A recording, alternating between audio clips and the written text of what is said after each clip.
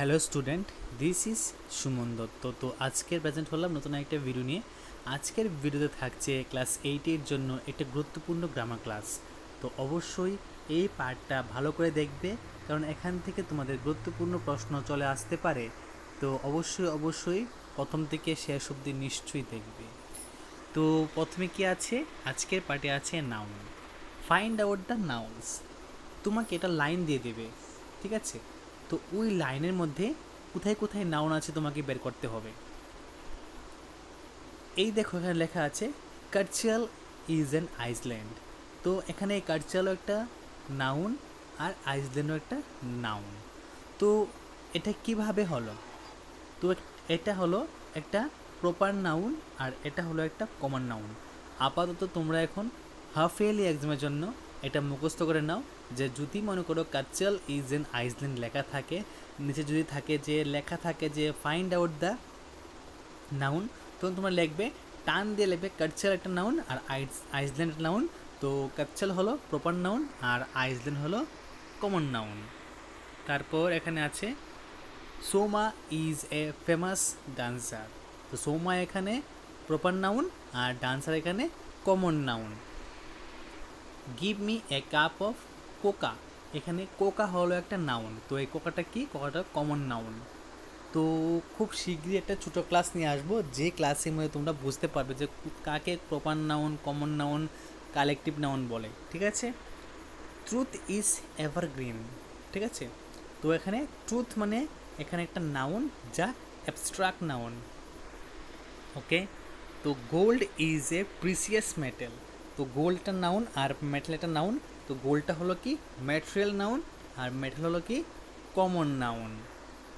Honesty is the best policy. তো honesty কি? Honesty হলো একটা অ্যাবস্ট্রাক্ট নাউন আর পলিসি একটা কি? Common noun. ক্লিয়ার জিনিসটা? তারপর ফিল ইন দ্য ব্ল্যাঙ্কস।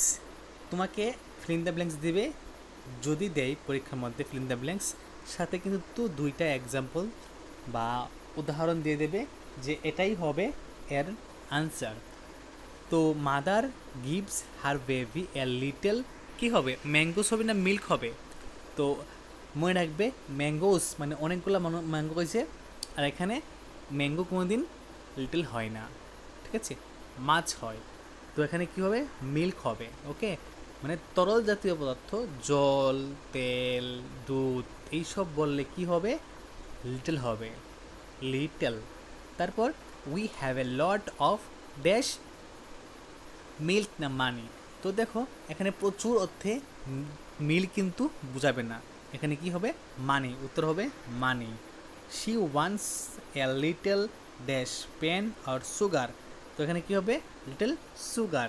কারণ সুগার এখানে সুগারকে লিটল বলার একটি কারণ যে সুগার অনেক থাকে যা গোনা সম্ভব নয়, তাই এখানে এটাকে কি বলা হয়েছে? Little sugar. Give her dash chocolates a few. কারণ দেখো এখানে এ লিটল না হওয়ার কারণ হলো চকলেট গোনা যায়, তার জন্য এখানে কি হয়েছে? এ ফিউ হয়েছে, ওকে? উত্তর কি হবে? A few. I have not much dash money pence in my pocket. কি এখানে হবে? মানি।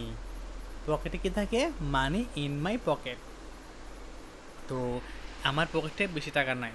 তো এখানে নাউন সম্পর্কে কিছু গুরুত্বপূর্ণ প্রশ্ন তোমাদের সামনে আজকে তুলে ধরলাম। ভিডিও কেমন লাগলো অবশ্যই এসএমএস করে জানাবে, মানে এসএমএস বলতে এখানে কমেন্ট করে জানাবে। আর যদি চ্যানেলে নতুন হয়ে থাকো তাহলে চ্যানেলটা সাবস্ক্রাইব করবে এবং নোটিফিকেশনে গিয়ে অল প্রেস করবে, তাহলে খুব তাড়াতাড়ি যখন আমি নতুন ভিডিও আপলোড করব তুমি খুব ইজিলি পেয়ে যাবে। তো দেখা হচ্ছে একটা গুরুত্বপূর্ণ ভিডিওতে, শুরু থেকে শেষ অবধি না স্কিপ করে। যে প্রথম মানে সবটাই শেষ করেছো তোমাদেরকে অসংখ্য ধন্যবাদ।